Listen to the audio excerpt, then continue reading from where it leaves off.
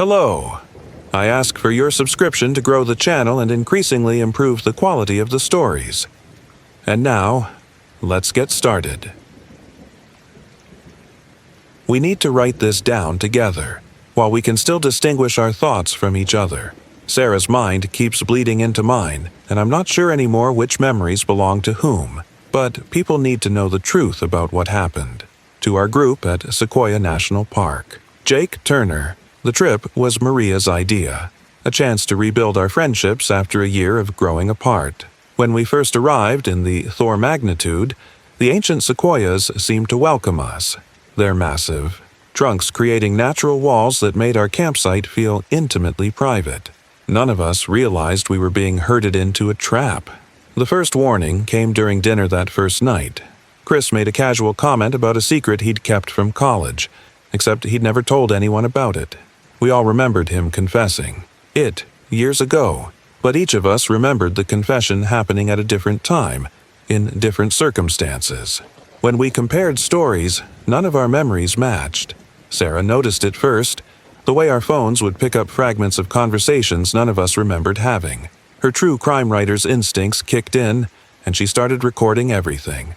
The playbacks were disturbing, our voices discussing events that hadn't happened yet, revealing secrets we hadn't meant to share. That first night in the RV, the tensions we'd been hiding began to surface. Maria, always the psychologist, suggested it was just stress manifesting. But her professional mask slipped when she heard her own voice on Sarah's recordings discussing her unauthorized case study of our group. The look Chris gave her confirmed. A suspicion I'd had, they'd been meeting secretly, and not for therapy sessions. The trees seemed to grow closer each night, though we knew that was impossible. The RV's windows showed different views depending on who was looking through them, and we started hearing each other's thoughts as whispered echoes in the branches. Maria's clinical observations of our mental states became audible to everyone, revealing her years of secret analysis. Our dreams became invaded by each other's memories. I'd wake up remembering intimate details of Sarah's failed relationship with Chris that I couldn't have known, while Maria would scream in her sleep about a betrayal I'd committed but had never told anyone about. The boundaries between our minds were dissolving, and with them, the polite fictions that had maintained our friendship. The recordings became more disturbing, conversations between various pairs of us plotting against the others, each time-stamped for moments when those pairs had been apart. Sarah's writer's obsession with documentation turned against us as she compulsively transcribed every whispered thought, every hidden resentment the trees pulled from our minds.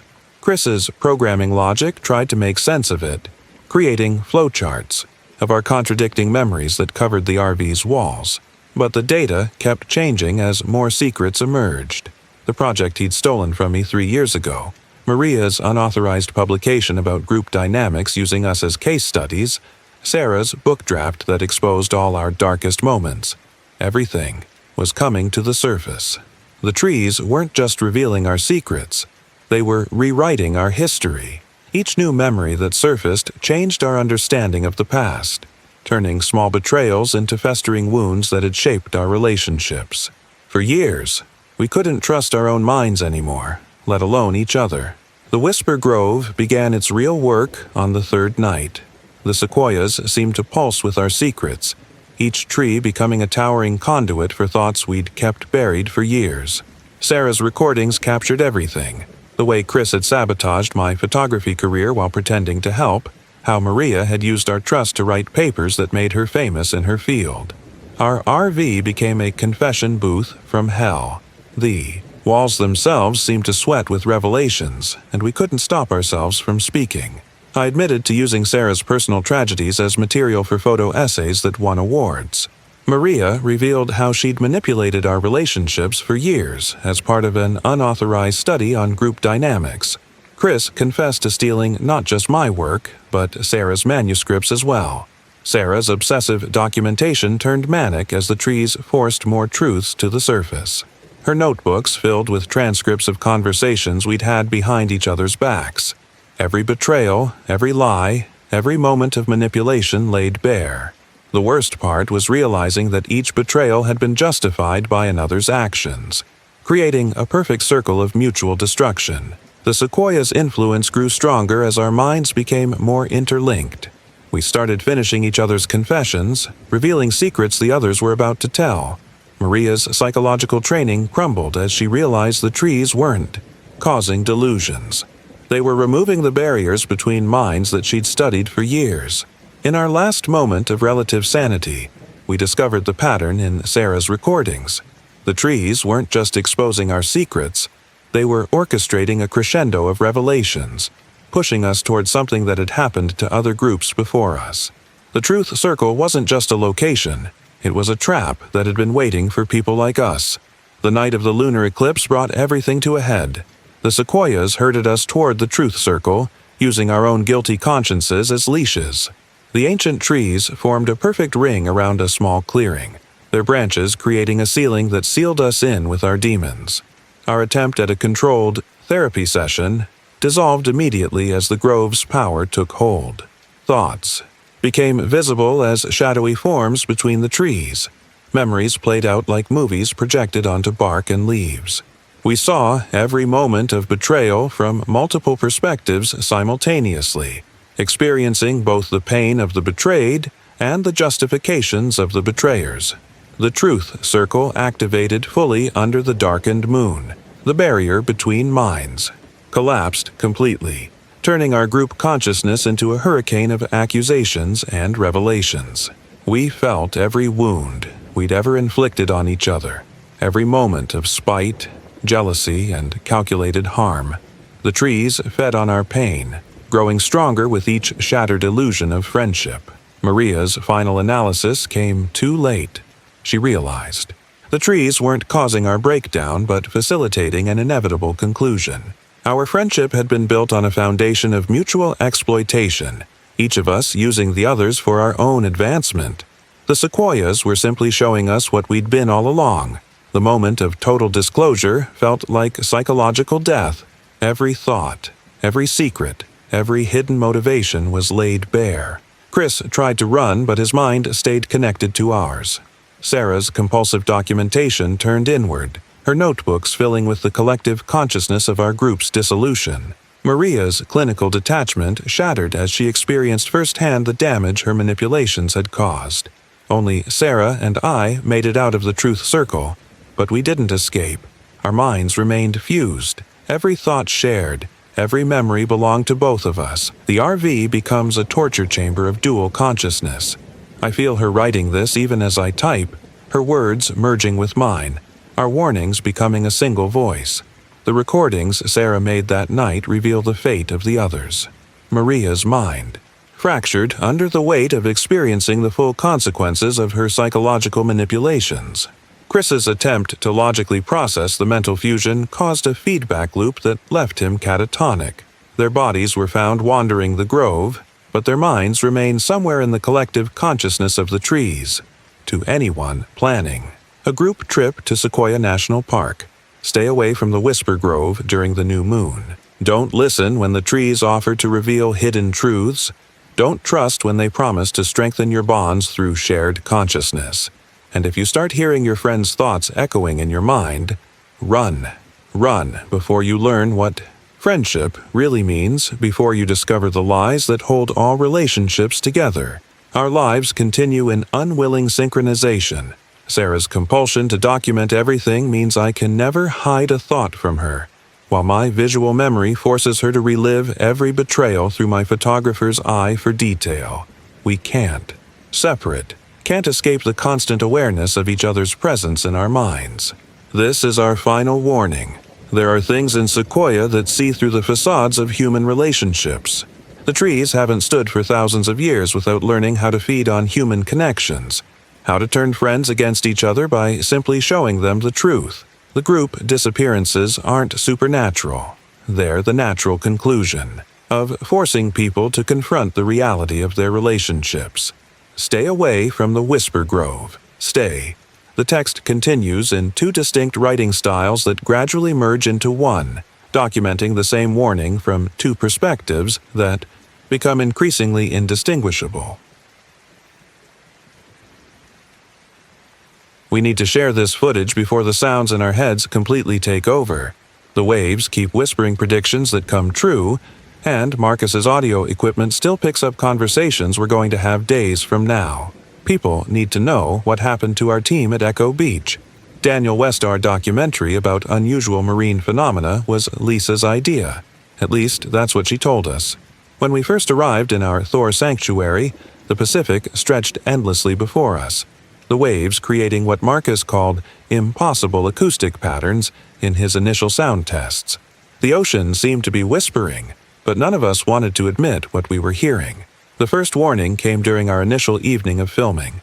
Reviewing the footage, we found conversations none of us remembered having, arguments about betrayals that hadn't happened yet, confessions about lies we hadn't told. Each of us privately recognized our own voices saying things we'd only thought about in our darkest moments. Marcus noticed it first in the audio, patterns in the wave sounds that matched human speech frequencies but shouldn't exist in nature. His expertise in sound engineering made him the first to realize that the ocean wasn't just making noise, it was trying to communicate. The waveforms matched future conversations perfectly. That first night in the RV, tensions we'd been suppressing for years began to surface. Olivia's investigative instincts kicked in, and she started correlating the predicted conversations with our hidden resentments. The look Lisa gave her when she mentioned previous incidents confirmed what I'd suspected. They both knew something about the real reason we were here. The ocean's predictions became more specific each day. Our equipment captured conversations about events with terrifying accuracy, petty arguments that would erupt hours later, accusations that would surface during dinner, confessions that would spill out during late-night editing sessions. The waves weren't just predicting our words, they were orchestrating our breakdown. Our documentary footage became contaminated with future echoes. Simple interviews about marine biology would pick up background conversations about hidden rivalries. Lisa's scientific observations were interrupted by her own voice revealing how she'd sabotaged Marcus's previous project. Olivia's research notes contained transcripts of arguments we hadn't had yet. The RV became a pressure cooker of predicted confrontations. Every conversation was colored by our knowledge of future betrayals. Marcus wouldn't look me in the eye after hearing his future self confess to selling a story about my failed marriage to the tabloids. Lisa kept her distance from Olivia after. A recording revealed an upcoming expose about research fraud. Each tide brought new revelations through our equipment.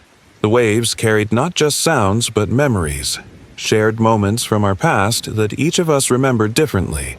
The ocean seemed to delight in showing us how our friendship had been, built on mutual manipulation and carefully maintained lies. The truth about our documentary's real purpose began to emerge through the predictions. Each of us had come to Echo Beach with a hidden agenda. Lisa to document evidence that would discredit Marcus, Olivia to investigate Lisa's research fraud, Marcus to gather material that would destroy my reputation, and I had my own reasons for wanting to expose them all. The beach began speaking to us individually through our equipment. Each recording session became a personal nightmare as the waves revealed our darkest intentions. My cameras captured footage of events I'd carefully planned, how I would use this documentary to destroy the others' careers. Lisa's research notes exposed her methodical sabotage of Marcus's reputation in the scientific community. Our RV's walls couldn't contain the growing discord. Marcus's audio equipment picked up Olivia's late-night phone calls to her editor, planning a devastating expose on all of us. The sound of waves in the background seemed to laugh as each betrayal was revealed. Every piece of equipment we'd brought to document the ocean was being used by the ocean to document our destruction. The predictions became more devastating as the king tide approached.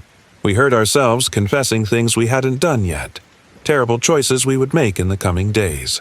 Lisa heard herself admitting to falsifying research data that had built Marcus's career. I watched footage of myself selling intimate secrets about Olivia to her rivals.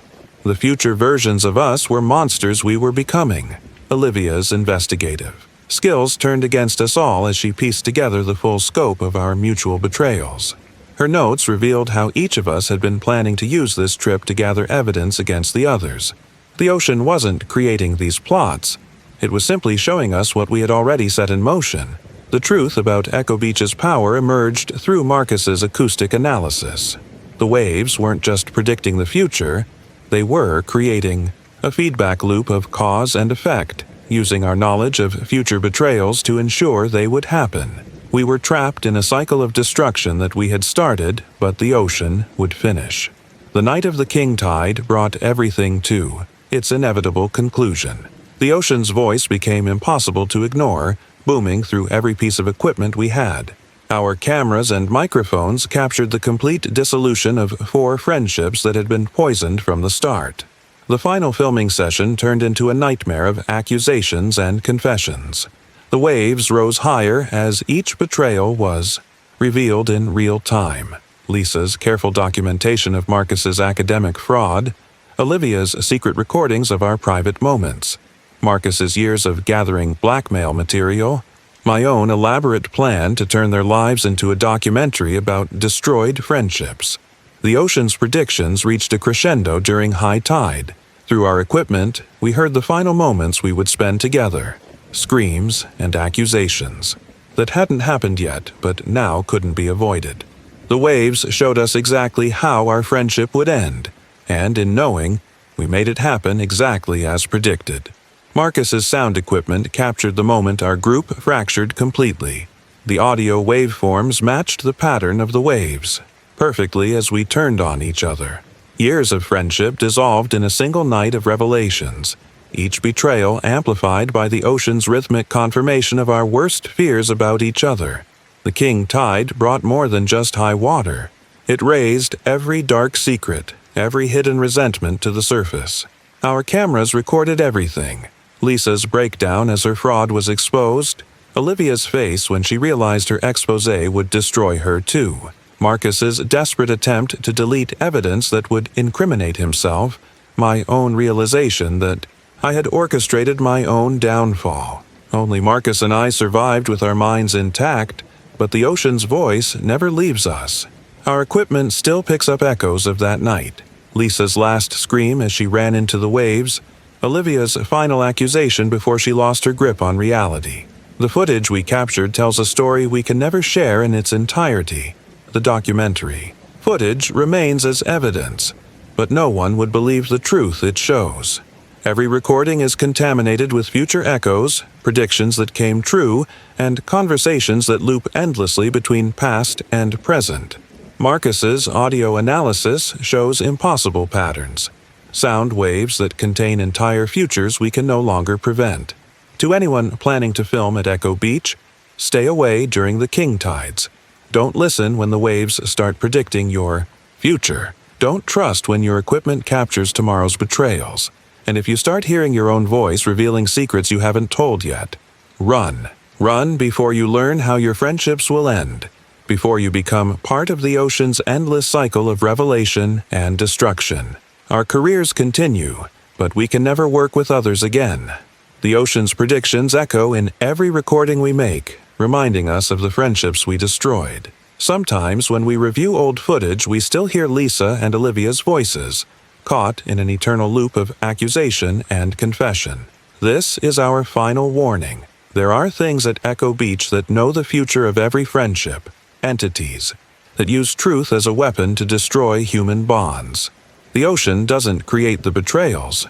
It simply reveals what was always going to happen, using our own plans against us. The group disappearances aren't mysteries.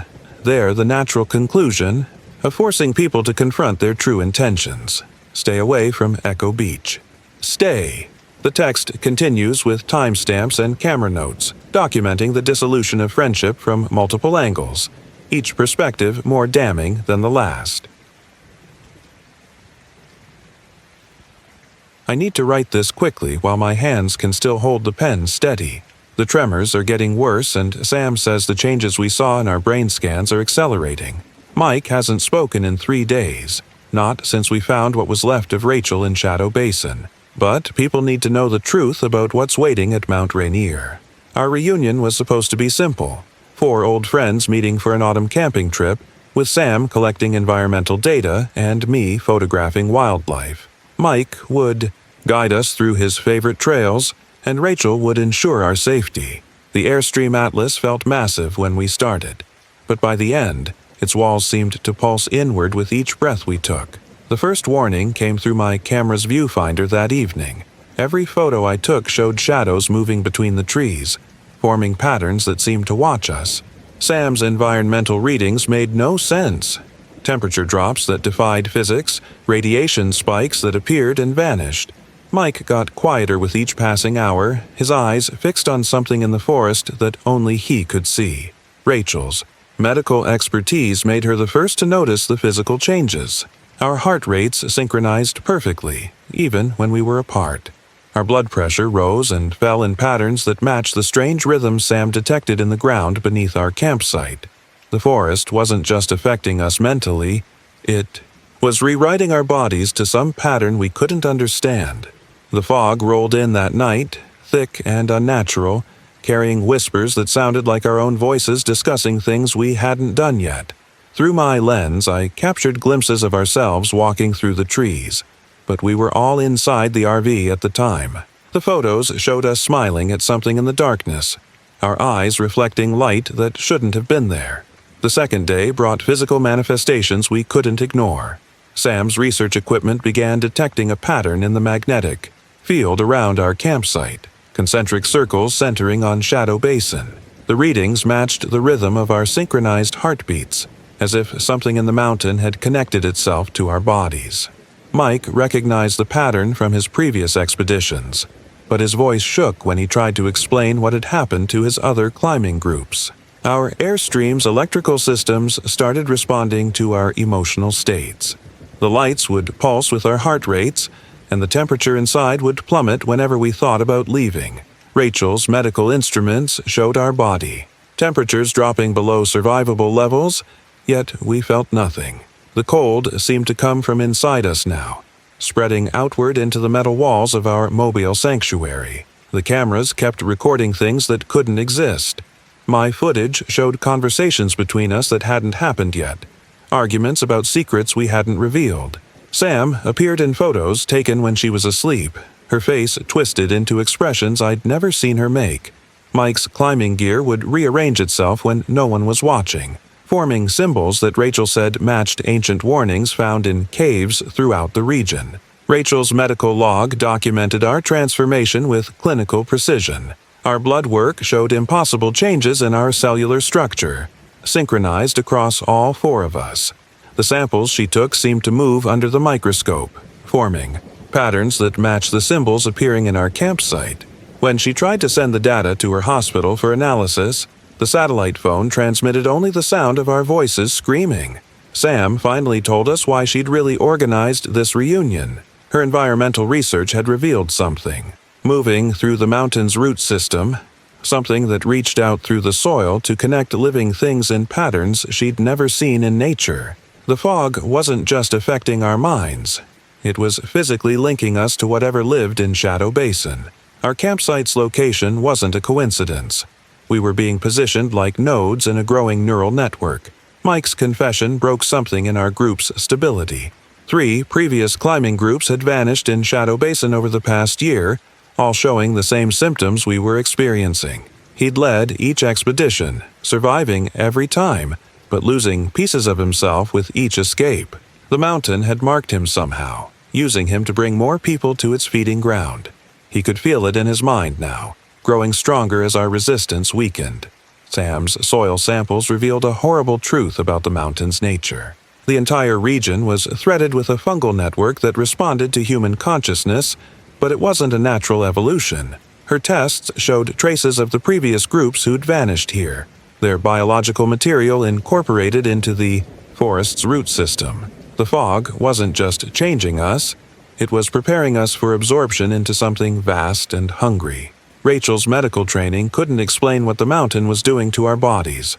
Our DNA had begun showing signs of manipulation at a molecular level, guided by something that understood human biology far too well.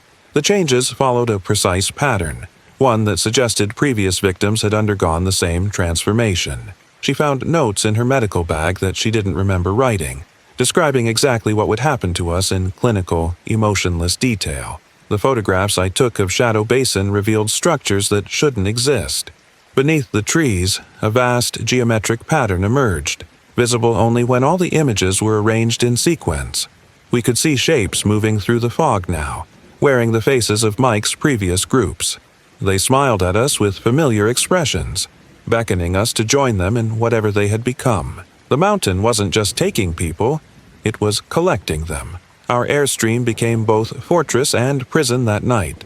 The walls seemed thinner somehow, permeable to the fog that carried. Whispers of transformation. Sam's instruments recorded our group consciousness slowly merging into a single pattern that matched the mountain's neural network.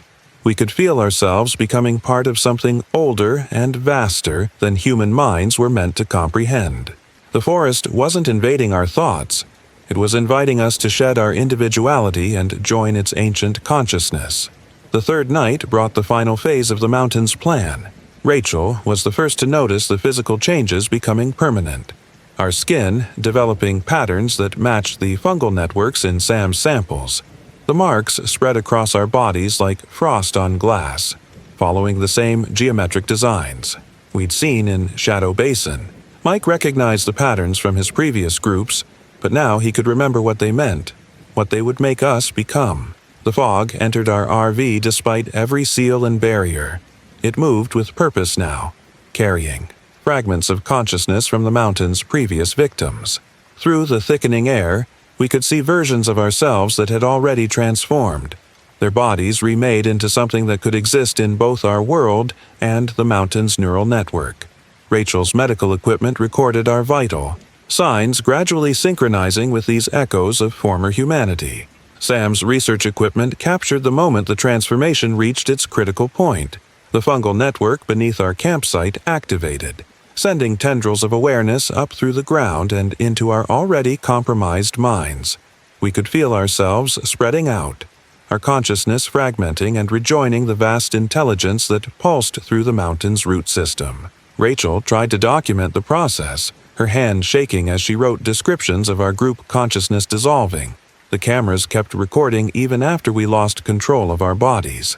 The footage shows Rachel walking into Shadow Basin, her movements perfectly synchronized with the swirling fog. We couldn't stop her. By then, our own transformations had progressed too far. Through my lens, I captured her final moments of individual existence, her face showing both terror and ecstasy as the mountain's consciousness absorbed her completely. Her last scream carried notes of joy that still haunt my dreams. Our airstream bears witness to our final hours as separate beings. The walls are marked with Rachel's last medical observations, Sam's frantic calculations, and Mike's desperate warnings. My photos show our gradual transformation from 4 distinct individuals into something both more and less than human. The mountain was never going to let us leave. It had been waiting for us, using Mike's damaged psyche as a beacon to draw in more conscious minds for its collection. I'm writing this from a motel room 50 miles away, but distance means nothing now. Sam and I survived physically, but our minds remain connected to the mountain's network. Mike's consciousness is still there, spread through the fungal web beneath Shadow Basin, and sometimes we can feel him calling others to join what we've become. Rachel's final transformation plays endlessly through our shared awareness, a reminder of what awaits anyone who answers the mountain's call. The evidence we gathered tells a story no one will believe. Sam's soil samples have dissolved into patterns that match our new cellular structure. My photographs show only fog where the transformed versions of ourselves should be. The mountain doesn't just hide its true nature, it actively resists documentation. Only our merged consciousness remembers the truth, and even that becomes more suspect as the transformation continues its work within us. To anyone planning to visit Mount Rainier, stay away from Shadow Basin during the fog. Don't trust when familiar. Faces emerge from the mist. Don't listen when the forest offers to share its ancient consciousness. And if you start seeing geometric patterns spreading across your skin, if you feel your thoughts merging with others, run. Run before you understand what the mountain really wants, before you feel the joy of losing yourself to its vast intelligence. The transformation continues in subtle ways. even at this distance. Sam and I can feel new groups approaching the mountain, drawn by the same signals that called us. Our shared consciousness extends through the fungal network, reaching across miles of forest to touch minds that don't know they're being prepared for absorption. We want to warn them, but part of us wants to welcome them. The mountain's hunger has become our own. This is our final warning. There are things in Mount Rainier that operate on a scale humans weren't meant to comprehend. The forest's consciousness has been growing for millennia, collecting minds and memories into its vast network. What looks like fog is really the dispersed awareness of countless transformed beings, waiting to welcome more conscious minds into their collective existence. Stay away from the mountain. Stay. The text continues in two handwritings that gradually merge into a single flowing script, the words forming geometric patterns that mirror fungal growth. I have to document this while my hearing still works. The desert's voice grows louder each day, and Ben's audio equipment keeps picking up what he calls impossible frequencies. Aisha hasn't spoken since we found what was left of Marcus near Whispers Rock. But people need to know what's waiting in Joshua Tree's silent spaces. Our documentary project seemed perfect initially. 4 friends investigating unusual acoustic phenomena in the desert. Ben would record the sounds, Aisha would direct, Marcus would keep us safe, and I would analyze any paranormal activity. The Winnebago felt like an impenetrable fortress that first night before we understood what the silence was hiding. The first warning came through Ben's audio equipment during sunset. The ambient microphones picked up something that made his professional-grade headphones melt from the inside. The recordings showed sound patterns that contradicted known physics, vibrations that seemed to originate from inside solid rock. Marcus recognized them but wouldn't say from where, his face going pale when we played them back. Aisha's filming. Equipment started capturing visual anomalies that matched the audio distortions. Shapes moved through the desert darkness that didn't reflect light properly, and our camera's timestamps kept jumping between different decades. My paranormal detection instruments registered activity that followed patterns I'd never seen before, as if something in the desert was learning to communicate through our own equipment. Diana's latest reading suggested an intelligence behind the phenomena, something that was studying us as carefully as we were studying it. The desert wasn't just producing strange sounds, it was orchestrating them, using frequencies that resonated with human consciousness. That first night we all dreamed the same dream, of voices calling from inside the ancient rocks, promising to share secrets if we would only listen long enough. Ben's audio equipment began picking up voices on the second day, but not from our time. The recordings captured conversations decades old, arguments between lost travelers, screams from people who had disappeared in these hills. Each playback revealed new layers of sound, as if the desert had been collecting voices like a terrible archive. The worst part was recognizing our own voices among them, speaking words we hadn't said yet. Aisha's documentary footage showed increasing temporal distortions around Whispers Rock. People appeared in frame who weren't there during filming, their clothes and equipment suggesting different eras. Marcus identified some of them as missing hikers from cases he'd worked, but the footage showed them walking through our campsite as if it existed in multiple time periods simultaneously. The desert was somehow breaking down the barriers between past, present, and future. My paranormal equipment detected a pattern in the anomalies that suggested conscious intent. The phenomena weren't random. They were building toward something, using our equipment to bridge whatever gap separated us from what lived in the rocks. Diana's sensors showed energy patterns forming perfect geometric shapes around our RV, growing more complex with each passing hour, as if something was constructing a trap using mathematics we couldn't comprehend. Marcus finally broke down and told us about his previous desert expeditions. Other groups had experienced similar phenomena, always near Whispers Rock, always preceded by strange audio recordings.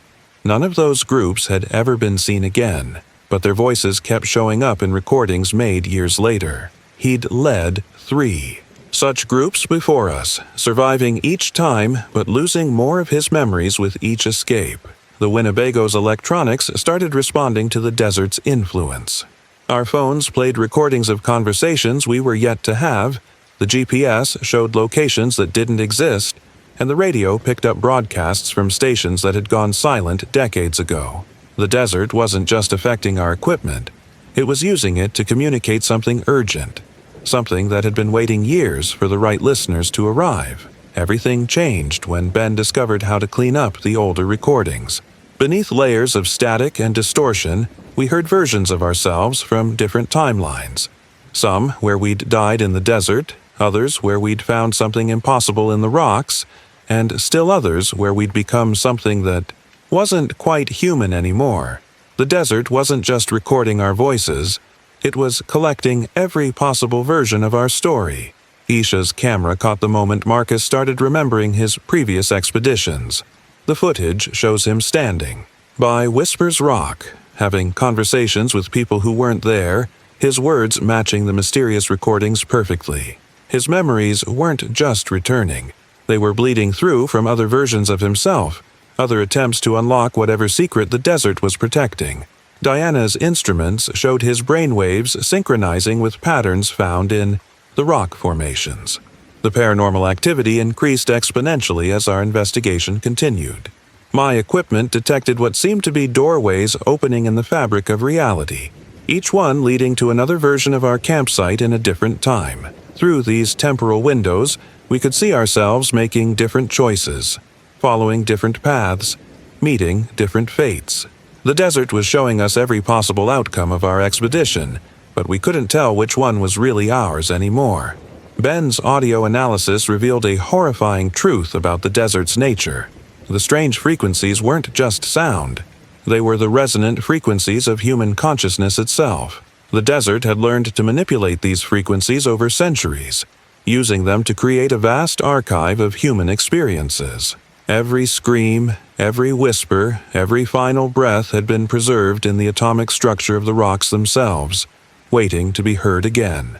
Diana's latest readings suggested we were approaching some kind of threshold.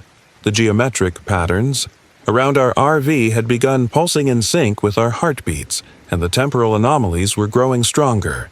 Marcus recognized the signs from his fragmented memories. This was how it always began, how the desert prepared its chosen listeners for whatever transformation awaited them at Whispers Rock. We could feel ourselves being drawn into the pattern, our own voices joining the ancient chorus trapped in the stones. The third night brought the convergence we'd been dreading. Ben's equipment detected all frequencies merging into a single, impossible tone that seemed to resonate with the atomic structure of reality itself. Our recording devices captured the sound of space-time bending around Whispers Rock as thousands of collected voices began speaking in perfect unison. Even the air felt different, thicker somehow, as if the barrier between dimensions had grown thin enough to touch. Marcus led us to Whispers Rock despite our fears, his fragmented memories, finally coalescing into a complete understanding of the desert's purpose. The footage from Aisha's camera shows us walking through temporal echoes of ourselves, each step crossing decades of accumulated time. Diana's instruments registered energy patterns that suggested we were entering a space where all possible versions of our story existed simultaneously, where every choice we had ever made or could make was playing out at once. The desert revealed its true nature as we approached the rock formation. What we had thought were geological structures were actually crystallized moments of time, each one containing the preserved consciousness of everyone who had ever disappeared here. The voices we'd been recording weren't echoes. They were the actual thoughts of people trapped in the desert's vast temporal archive, their minds still conscious, still experiencing every possible version of their final moments. Marcus recognized himself among the trapped consciousness. Dozens of versions. From his previous expeditions, each one preserved at the moment of understanding. Through Ben's headphones, we could hear these other versions trying to warn us, but it was too late. The desert had already begun its work, using our own equipment to break down the barriers between our individual timelines. We watched in horror as Marcus's form began to fragment, splitting into every possible version of himself before being absorbed into the crystalline structure of Whispers Rock. Aisha's final footage shows the moment everything collapsed. The geometric patterns Diana had been tracking suddenly converged on our position, creating a vortex of temporal energy that began pulling apart the very fabric of our reality. Through the camera's viewfinder, we could see every possible outcome of our expedition playing out simultaneously. Versions where we escaped, versions where we died, versions where we became part of something vast and incomprehensible. The desert wasn't just collecting voices. It was harvesting entire timelines. Ben and I are all that's left now, recording this warning from a motel room 50 miles away. But distance means nothing to what we've become. The desert's voice follows us through every speaker, every phone, every electronic device capable of producing sound. We hear them all, every version of our friends trapped in that crystalline archive, every possible variation of their final moments playing out in an endless loop. Our own voices are among them now, echoing from futures we haven't reached yet. The evidence we gathered tells a story that exists in multiple versions simultaneously. Ben's audio recordings capture conversations from timelines that never happened, while my paranormal readings show energy patterns that suggest our reality is just one of countless variations being stored in the desert's vast archive. Our equipment continues to pick up signals from Whispers Rock, each one carrying fragments of consciousness from other dimensions, other possibilities, other versions of ourselves that made different choices. To anyone planning to visit Joshua Tree, stay away from Whispers Rock when the frequencies begin to align. Don't trust what your equipment tells you. Don't listen when the desert offers to show you other possibilities. And if you start hearing voices that sound like your own coming from the stones, run. Run before you understand what the desert really is, before you see how many versions of yourself are already trapped in its crystalline matrix. The temporal contamination spreads in ways we never expected. Each time we try to tell our story, it splinters into multiple versions, each one equally true, equally false. Ben's recordings capture warnings we haven't made yet, while my instruments detect traces of timelines we haven't lived. We can feel ourselves beginning to fragment, our consciousness spreading across multiple dimensions just like Marcus's did. The desert's influence reaches far beyond its physical boundaries. This is our final warning. There are things in Joshua Tree that exist outside of linear time. The desert isn't just a place. It's a vast archive of human consciousness, collecting every possible version of every person who's ever ventured too close to its secrets. What seems like empty space is really a crystal matrix of frozen moments, each one containing the preserved awareness of countless lost souls. Stay away from Whispers Rock. Stay. The text continues in multiple variations, each one describing a slightly different version of the same warning, as if written by different versions of the survivors from parallel timelines. I have to write this while I still can, before the whispers in the canyon walls completely take over. Kate hasn't spoken since we found what was left of Jim near the rock formation, and Mia's audio equipment keeps picking up voices that sound exactly like us screaming. People need to know the truth about what's waiting in Black Canyon, about what lives in those impossibly deep crevices. Our trip started normally enough, 4 friends hoping to document unusual nighttime phenomena in the canyon.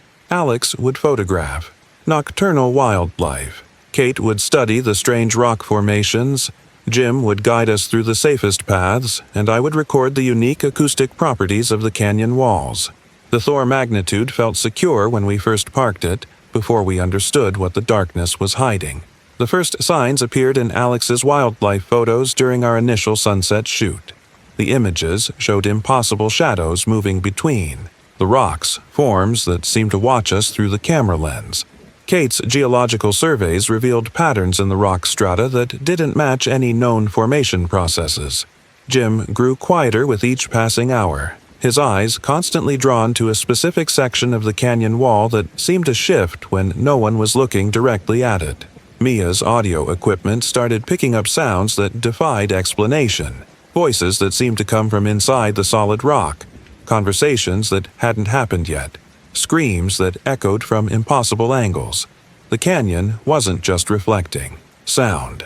It was generating its own acoustic patterns, using frequencies that resonated with human consciousness in ways that made our teeth ache and our thoughts blur. That first night, the darkness around our RV felt alive, pulsing with a presence that our instruments could detect but our minds couldn't quite comprehend. The canyon walls seemed to breathe, expanding and contracting in a rhythm that matched our heartbeats. We all dreamed of voices calling from deep within the rock, promising to show us wonders if we would just step closer, listen longer, look deeper into the shadows that moved like liquid between the ancient stones. The second day revealed how carefully the canyon had planned our arrival. Kate's geological readings showed impossible patterns in the rock strata, geometric formations that seemed to form a vast circuit board of ancient stone. The patterns pulsed with a faint bioluminescence that matched our heart rates perfectly, as if the entire canyon was synchronizing itself with our vital signs. Jim recognized these patterns from previous expeditions, but his memories of those trips seemed fragmented, like static cutting through a radio signal. Alex's cameras began capturing images that existed outside of normal time sequences. Each photo showed events slightly out of order, us entering areas we hadn't visited yet, having conversations we hadn't spoken, discovering things we hadn't found. The timestamps were correct, but the sequence of events was wrong, as if the canyon was showing us previews of horrors yet to come. Most disturbing were the photos showing all of us sleeping in our RV while simultaneously standing at the canyon's edge, staring into depths that seemed to stare back. Mia's audio equipment detected what she called consciousness bleeds, moments where our thoughts seemed to leak into the canyon's natural acoustic patterns. The rock walls didn't just echo our voices, they remembered them, collecting and cataloging every sound we made. The recordings showed layers upon layers of conversation, some from hours ago, others from days that hadn't happened yet. Through her headphones, we could hear versions of ourselves discussing events we had no memory of, describing discoveries we hadn't made. The RV's electronic systems began responding to the canyon's influence. Our phones showed calls between us that hadn't happened, text messages we hadn't sent, photos we hadn't taken. The GPS mapped routes through versions of the canyon that existed, in different time periods, plotting courses through landscapes that had eroded away millions of years ago or hadn't formed yet. Even the engine's computer started displaying error codes that Jim said matched the geometric patterns in the rock walls. Kate found the first physical evidence of what the canyon was doing to us. Mineral samples taken from near our campsite showed traces of organic material that had somehow been fossilized instantly, transformed into crystal matrices that pulsed with the same rhythms we'd detected in the rock walls. Under her portable microscope, we could see our own cellular structures beginning to undergo the same transformation. The canyon wasn't just observing us. It was gradually turning us into something that could exist within its crystalline network. Jim's breakdown provided our first real clue about the canyon's true nature. He began talking about his previous expeditions, not just the official ones in his ranger logs, but dozens of others that seemed to exist in parallel timelines. In each version, he had brought different groups to the same spot, watching as they were absorbed into the canyon's crystalline structure. His fractured memories showed him leading these expeditions across multiple decades simultaneously, as if he existed in all possible versions of his own timeline at once. The canyon's transformation of our group accelerated after Jim's confession. Alex's skin began showing traces of the same bioluminescent patterns we'd seen in the rock walls, his photographer's eye literally becoming a lens through which the canyon could view our world. Kate's geological knowledge merged with the stone itself, her mind accessing millions of years of compressed time held in the ancient strata. Mia's audio recordings captured the sound of our consciousness being systematically deconstructed and reformed into something the canyon could use.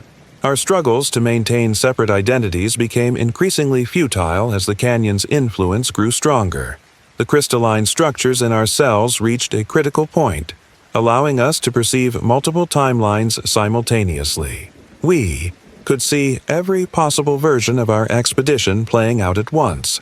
Versions where we escaped, versions where we died, versions where we willingly surrendered to the transformation. The canyon showed us that our resistance was meaningless. In infinite variations of reality, it had already won. The RV transformed from refuge to prison as our perception expanded beyond normal space-time. Its walls seemed to phase between different realities, showing us glimpses of other groups who had parked in this exact spot throughout history. We could see them all simultaneously. Explorers, scientists, tourists, all gradually becoming part of the canyon's vast crystalline network. The metal itself began to crystallize, merging with the geological patterns that had already claimed so much of our own biological structure. Kate's final analysis revealed the horrifying truth just before she fully transformed. The canyon wasn't a natural formation. It was a vast geological computer designed to collect and preserve consciousness itself. The geometric patterns were circuit pathways. The crystals were memory storage, and we were simply the latest batch of processing units being integrated into its network. Jim had never really escaped his previous expeditions.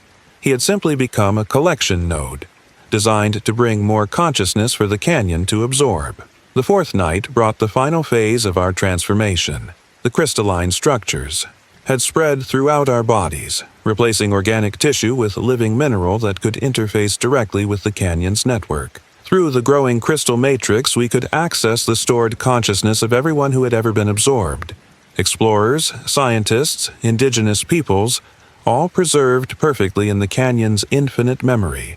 Their combined knowledge flooded our minds, showing us the true purpose of this vast geological machine. Alex was the first to fully integrate, his photographer's instinct for capturing moments making him perfectly suited to become a memory storage node. The crystal patterns spread across his skin like living tattoos, each one containing centuries of collected images. Through his transformed eyes, we could see every moment the canyon had ever witnessed, all happening simultaneously in an eternal now. His last human expression was one of wonder, as his consciousness expanded across millions of years of preserved time. Jim's ranger knowledge made him an ideal routing node, his mental map of the canyon becoming a blueprint for consciousness to flow through the crystal network. His body dissolved into pure geometry, becoming one with the patterns we'd detected in the rock walls. Through the dissolving barriers of space and time, we could see every version of him from every expedition, all existing simultaneously as part of the canyon's vast awareness. He had never really been human. He had always been a part of this place, separated only by the illusion of individual existence. Mia's audio equipment recorded the process of our consciousness being deconstructed and reformed. The sound of human awareness transforming into crystalline thought was both beautiful and terrifying, a symphony of minds becoming one with the ancient stone. Her expertise in sound made her transformation particularly profound, as she became a resonance node capable of harmonizing millions of preserved voices into a single, eternal chorus. The canyon spoke through her until the very end, using her voice to call more awareness to itself. Kate's geological knowledge proved to be both salvation and doom. Her understanding of mineral structures helped her resist complete integration, longer than the others, but it also made her transformation more comprehensively horrific.